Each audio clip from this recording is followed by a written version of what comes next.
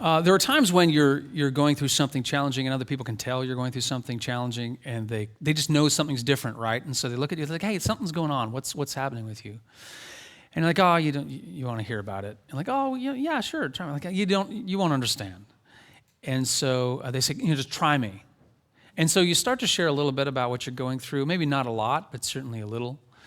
And maybe you're sharing something about a family, stress or strain that you're dealing with. Maybe you start talking about maybe some of the anxiety or depression that you're dealing with, or maybe it's about this question or doubt with your faith.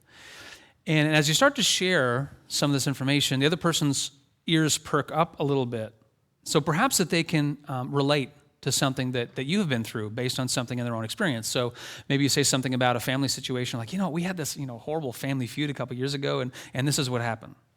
Or maybe you're talking about depression or anxiety, like, what, I just want to let you know that I've been to the dark place, and this is what my experience was. Or maybe you start talking about a doubt or a question with your faith, and you're like, what, I had this certain struggle a couple years ago, and I did this, and this is what kind of gave me some light at the end of that tunnel for me. So in that scenario, a couple things happen. So first of all, your own ears probably perk up a little bit because we tend to be more receptive to hear things and wisdom and advice and thoughts from people who have kind of been through something similar to us, right? And here's the other thing. My guess is that other person who's been sharing this with you, listening to you and then saying, hey, I've been through something similar, they're probably more motivated to help you because they themselves have been through something similar. They know how difficult and hard it is. And so they would love to see you get through the other side of that hardship, whatever it might happen to be, right? I was in the fellowship hall after service having some coffee a couple years ago. Friends, we will get back there one day. We're not there yet. Man, that coffee and the cookies are going to taste so good. No, good. Anyway, so we were talking about with some parents, and we were talking about something, and talking about their kids, and it was kind of small talk, and then the one parent disclosed that their child was having a certain difficulty in the playground, and so the other parent, realized, wait a second, our child was through something similar a couple years ago, and all of a sudden small talk turned to meaningful talk, and they started to talk about, okay, what did you do? And they had this shared connection all of a sudden, and there are some times when a shared sorrow leads to a shared solution, and they were talking about that, right? So, having said that, over these past two sermons, we've been focusing on the divinity of Jesus, but today we focus on the humanity of Jesus. And why is that important? Well, someone who has been there, like you, will be there for you. Someone who has been there like you will be there like you, and that person is Christ. And so, have you ever struggled with aloneness? Have you ever struggled, maybe with your sense of identity? Who you are. You're not confident in that. Have you ever had some temptation that you're struggling with and seems to overwhelm you? Well, enter Christ as we come to learn about him in the book of Hebrews. Okay, so before we get into the text, let me do a quick review. I'm not going to show the video review from the past couple weeks, but I will give you verbally, kind of just so we're all on the same page again. So Hebrews, most likely written in the early to mid-60s, to a group of Christians who most likely had a Jewish or Hebrew background, so they're very familiar with the Old Testament, going through some persecution and hardship, most likely under the Roman Emperor Claudius, and so they're going through this, and because they're feeling, their foundations are kind of shaken, they've lost confidence in their leader, and part of the reason that's a problem is because when you lose confidence in the leader, you lose courage for the battle, like, oh, maybe Jesus isn't the source of blessing, strength, hope, and wisdom that we thought he was because we're going through this stuff. And so the writer of the book of Hebrews, it's technically anonymous, but he writes to them to clarify, okay, this is who Jesus is. Jesus is everything he said he was, everything the scripture says he was. And so they're giving them confidence and clarity so they can face that battle with more courage, okay? So we've been talking about the past 2 Sundays, the divinity of Jesus. He is the radiance of the glory of God, the exact representation of his being, as we were reminded in chapter 1, verse 3. And today we're going to focus on his humanity and why that is so important, okay? So we're beginning chapter 2, verse 5, and I'm going to go through the NIV and explain some things as we go through.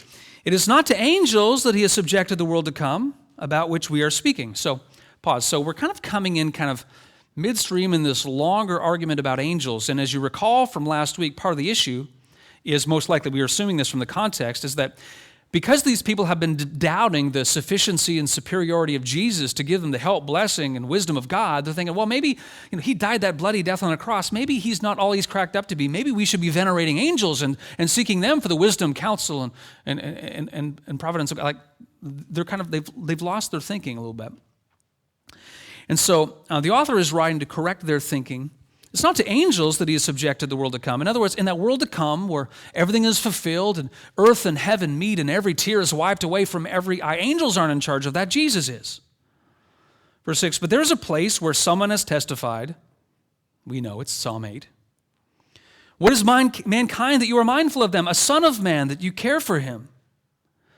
You made them a little lower than the angels. You crown them with glory and honor and put everything under their feet. So this is a quote from Psalm 8, as you recall. So I think this is about humans generally, but about Jesus specifically. And Jesus uses the title Son of Man most frequently for himself. But I think what's happening here is we're being reminded that humans, we are made in the image of God, Genesis 1:27. We also have dominion in the world. We are given a certain oversight, stewardship function in the world, Genesis 1:28. Made a little lower than the angels, you crown them with glory and honor, made in his image, put everything under their feet, and putting everything under them, God left nothing that is not subject to them. Yet at present, we do not see everything subject to them. But we do see Jesus, who was made lower than the angels for a little while, now crowned with glory and honor because he suffered death so that by the grace of God he might taste death for everyone. Pause. So I think what's happening here is that these people are doubting Jesus because they saw him die this what seemed to be a shameful death on the cross, bloody and everything. Isn't he really a failure because he came to this, horrible end? So they're seeing that, they're failing to see the significance, they're failing to see the resurrection and the power in the resurrection. And so they're doubting him because of that. But what we're being told here is that things aren't always as they seem. There was something higher, bigger, greater to what was going on with Jesus on the cross. So imagine you're standing at your front door of your house, and someone comes and knocks on the door, and they're covered in muck and grime, okay? They're filthy. And you're like, oh, wow, couldn't you put something nicer on and totally covered in muck? And you think, oh, maybe this person isn't someone I want to associate with. But then you learn the backstory, and the backstory is this. That person has just been out in the woods, and they heard a child calling from someplace, and they followed the voice, and they realized this little toddler down in this old abandoned well. And so this person, at great risk to themselves, went down, rescued this toddler, came up, got covered in muck and grime in the process, delivers him back to his parents, and he's a hero. Well, all of a sudden, the muck and grime you actually see as a source of honor, not dishonor, because they have done this great thing. That's kind of a similar thing to what's happening here with Jesus, okay? Tasted death so that by the grace of God he might taste death for everyone. He's doing this for us. Verse 10, in bringing many sons and daughters to glory, it was fitting that God, for whom and through whom everything exists, should make the pioneer of their salvation perfect through what he suffered. Okay, I just love this title, Pioneer. Pioneer for Jesus. Other translations might use different words here as they try to translate this Greek word. The King James Version says captain. I like pioneer. There's something about a pioneer. Think of a pioneer, right? For those of us from Ontario, probably know something about pioneers. We even study it in school. A pioneer kind of blazing their trail through the wilderness, making the way. They don't have creature comforts. They're facing the elements, right, and for the benefit of the rest of us. Well, this is like the term pioneer applied to Jesus. He's got the hatchet of righteousness, and he's cutting through the wilderness of sin, death, darkness, evil, making a path for the rest of us back into the heavenly heart and home of God our Father. Pioneer. Verse 11, both the one who makes people holy, Jesus, and those who are made holy are of the same family. He's making us holy. Same family. That doesn't mean we're perfect. It means that we are set apart for a special godly purpose. And Jesus does this for us. And we are put as a part of the same family. So Jesus is not ashamed to call them, us, brothers and sisters. He says, and there's a series of quotes. First one's from Psalm 22, and the second two are from Isaiah 8. And the function of these is to highlight the closeness, the kinship, the family ties. I will declare your name to my brothers and sisters. In the assembly, I will sing your praises. And again, I will put my trust in him. And again, he says, here I am, the children God has given me.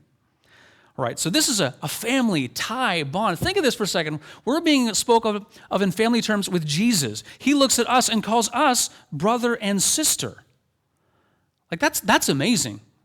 Brother and sister, right? There's a special family bond. As you know, we moved recently and we were walking down this street and someone who was so friendly came out of the house, his own house, saw us walking by with the dog and said, "Oh, hey, you're the Ruttans, right?" "Yeah." I don't want this to sound weird, but I looked you up on Facebook, and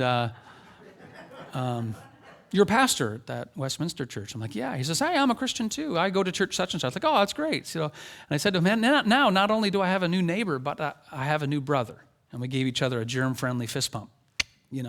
There is something special and close about being a part of the family. Not only that, but Jesus says here, he's not ashamed of us.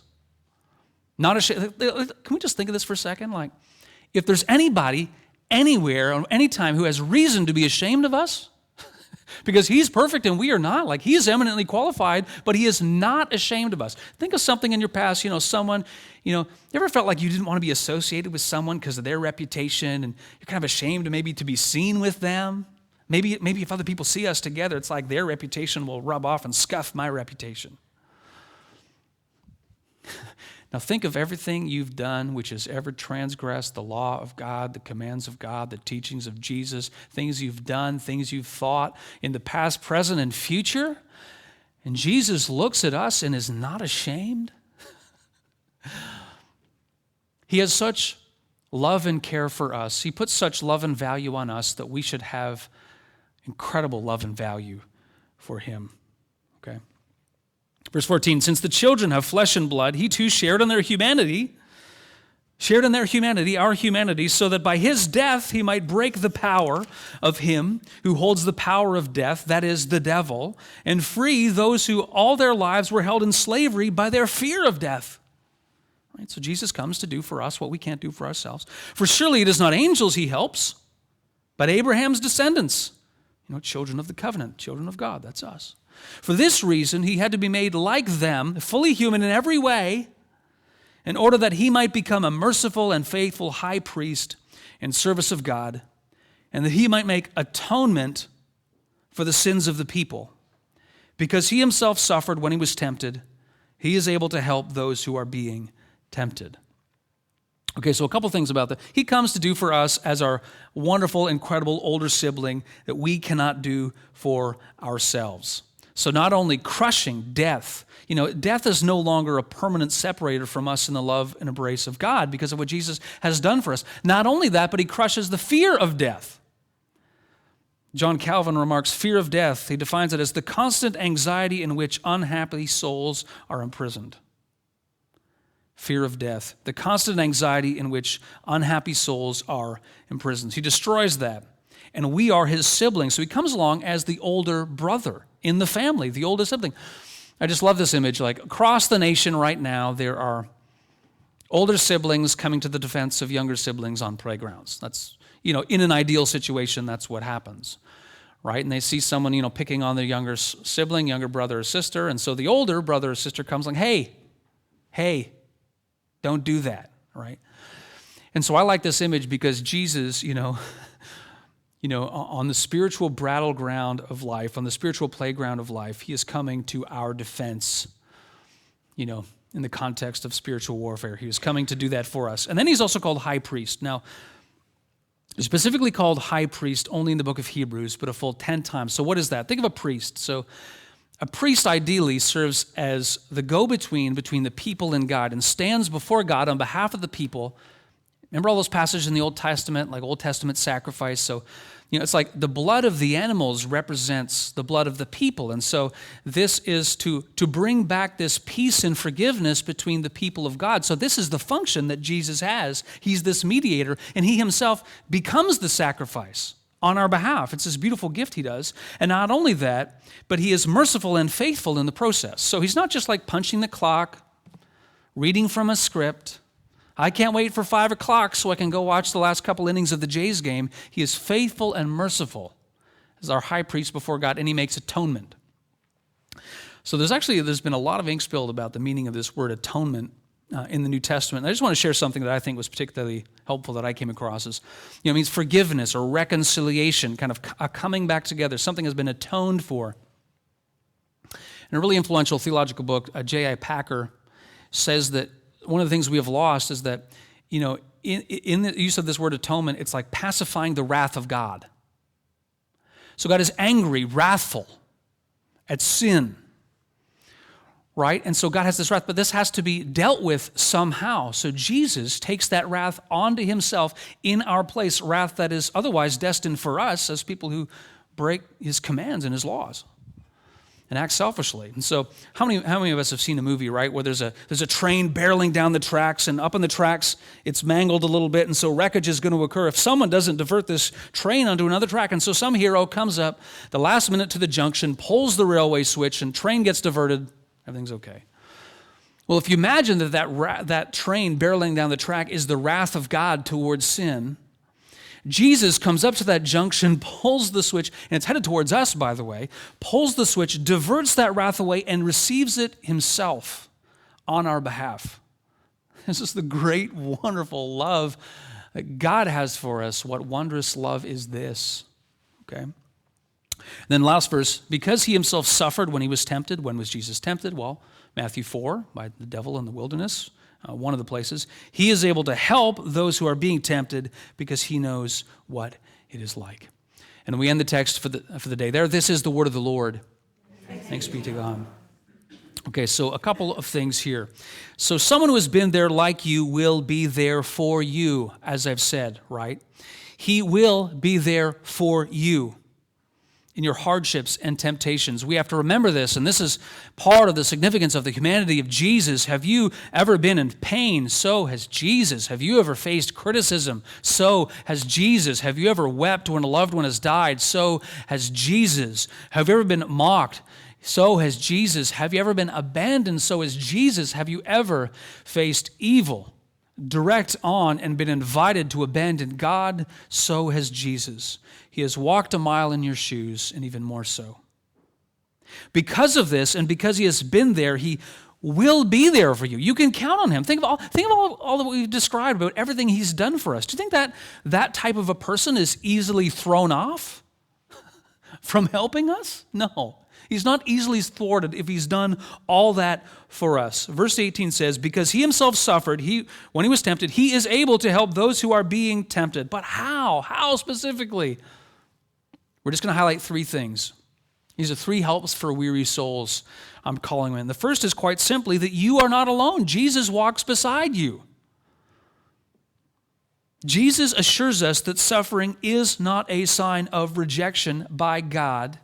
Jesus himself suffered through life. Does that mean that God had fully and finally rejected him? No, think of all the good that came through him.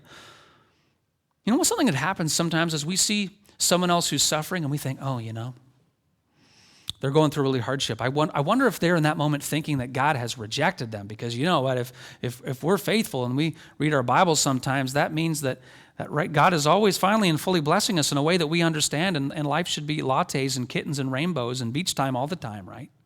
No. And then you talk to those people who are experiencing hardship, and although never good, and I would never wish hardship on anyone, quite often those people say after some time has passed and then, the rear view mirror of their mind's eye, they say, you know what, it was really hard, but I know that during that time I felt closer to God than I ever felt before, or I've become stronger than I ever could have anticipated. Verse 9, he suffered death so that by the grace of God he might taste death for everyone. He suffered death. Seems like a very hard thing, but what a blessing for the rest of us. Someone who has been there like you will be there for you. And that's Jesus. Second, Jesus gives you a firm identity. And this is so important. Your status as a child of God is not contingent on what you have or haven't done, but what on Jesus has done. And this is so great. You're not defined by a sin. You're not defined by a sin. You're defined by a Savior. No sin that you have committed, are committing, or will commit is bigger than the forgiveness of God in Jesus. How wonderful. Thank you, God, for that incredible gift. This isn't licensed to go out and do whatever we want. We want to be growing in faithfulness, but our identity as a child of God is secure in him. All that stuff about children of God, family of God, same family, brother and sister, that's what this is about, identity. Who are you? You're a child of God. That's who you are. Now, there's so much stuff out there about identity in our culture, right? Oh, you just make up who you are and this or that or whatever. Maybe it's something someone heard at university or saw on YouTube or whatever. There's all this stuff. And I get that, people want to have a say in their identity, and that's good to a certain degree. But what I see happening is because so much stuff is flimsy or just made up or whatever, just in response to our feelings, whatever they happen to be, it's like people, they base their identity, their lives on this. And then what happens, as soon as it's pushed or tested a little bit, everything crumbles and falls apart because they've been building their lives on this identity, which isn't real. And so Jesus gives you a firm, not a flimsy identity as one of his children. When you know who you are no matter what, you can have confidence no matter what. When you know who you are no matter what, as a child of God, you can have confidence no matter what. Someone who's been there like you will be there for you. Third and finally, Jesus shows you escape from temptation. Right? He was like us in every way. However, chapter 4 says, yet without sin. So although he had experienced this temptation, he never succumbed to this temptation. So he's the one who can show us a way out of it, which is great for us because temptation in various ways, whether it's a certain sin, maybe it's a thought, maybe it's a behavior, whatever it happens to be, it's something we struggle with, but he's the one who shows us the exit ramp. In 1 Corinthians 1:13, Paul says it like this, no temptation has overtaken you, except that which is common to mankind, meaning if you've dealt with it, other people have dealt with it. And God is faithful. He will not let you be tempted beyond what you can bear. It's good news. But when you are tempted, he will also provide a way out so that you can endure it. A way out. Imagine you're lost in the forest. And it's getting dark and you're like, oh man, I'm going to be back by 8 or whatever. And you're lost. This is a huge forest. And you see someone up by this clump of pine trees up there and you're like, hello. And they're like, hello. And you're like, I'm lost. Can you help me get out of here? Like, come up, follow me. And so they get up there and start walking like, oh, I'm so glad I ran into you. This is so great. Are you sure you can get us out of the forest? And they're like, no. Like, what do you mean? I'm lost too. Why did you tell me that you could lead me out of the forest if you are lost too? Jesus is the only one who actually can lead us forward. He is the way and the truth and the life because he dealt with temptation, but he never succumbed to it. So he actually knows the way. So how do we do this? Well, let me give you 3 little bits, and there's way more to say on this than these 3 points, but I'll tell them. First of all is to pray to God about it. Sometimes we have these temptations and struggles, and it's like we want to hide them for God as if God doesn't know. And so we don't talk to him about it. We don't ask his Spirit to guide us out of them. Second, we study the teachings of Jesus. Because if Jesus is the one who is fully human like us in every way, yet without sin, and resisted temptation, so his teachings, therefore, are going to be the pathway to a better place. He leads us from the path of faithlessness to the path of faithfulness. Right? And the third is really critical. Talk to other godly people who are on the path. Talk to other godly people who who are walking the path, who maybe have struggled with similar things, who are faithful in their journey, and are a little different on the place on the path than you. Talk to them. Someone who has been there like you will be there for you. First, Jesus walks beside you, friends. 2, Jesus gives you a firm identity. 3, Jesus shows you escape from temptation. Final thought. There's a missionary who, this is told in his book, Give Them Christ by Stephen Seaman's. Missionary, he goes to this foreign land, and he just wants to share the love and the message and the mission of Jesus with these people, and a really helpful, lovely person. But he's there and he's feeling like after years he's not making any headway. He's not feeling like he's making progress, and it's like the locals they're not listening to him. They don't feel like he's one of them. He's not like them, and so he's struggling and he's dealing with these frustrations and. Unfortunately, his son got sick. He was there with his family, and his young son got sick. And one day, his son got this fever that went out of control and died. It's horrible. So not only are you dealing with a child dying, which is just unimaginable, but also you're so far from home. And so he makes this little casket for his own son, And he goes out to bury his son in the casket one day, and the locals are kind of from a distance. They're watching to see what's going to happen. And so he's there, and he's digging the hole in the ground with a shovel. And as he's doing so, he's audibly weeping, and he's crying, and his own tears are going down on this casket that he's made for his own son. And the locals are saying to themselves, look, he cries just like us. He's like us. He cries just like us. And from that day forward, things were different. They were more receptive to who he was and what he had to say, and they journeyed forward together. Someone who has been there like you will be there for you, and for us that person is Jesus. Thanks be to God for his radiance. Amen.